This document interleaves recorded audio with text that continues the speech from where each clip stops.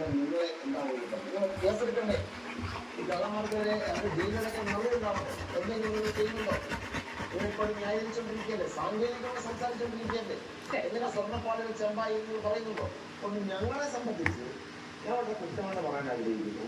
അന്വേഷണം വളരെ കൃത്യമായ ഒരു എക്സ്റ്റേണൽ ഏജൻസി ഹൈക്കോടതിയിൽ മേൽനോട്ടത്തെ അന്വേഷിക്കണമെന്ന് തനി കേസില്ല. അതിനകത്ത് എല്ലാം വരുന്നെങ്കിൽ മുൻകാലങ്ങളിൽ ഇപ്പോൾ വന്നത് എന്തിനെ എതിർക്കണം?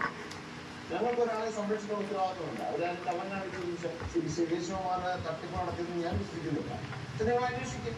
10 വർഷവും ദശകക്കാലമായി സംസ്ഥാനം ഭരിക്കുന്ന ബോർഡ് ഭരിക്കുന്ന ആളുകളാണ് വീണ്ടും വീണ്ടും കുമാരസംഭവവും നവീനവും അടക്കമായിട്ട് പറഞ്ഞുകൊണ്ടിരിക്കുന്നത്. പ്രയോജനം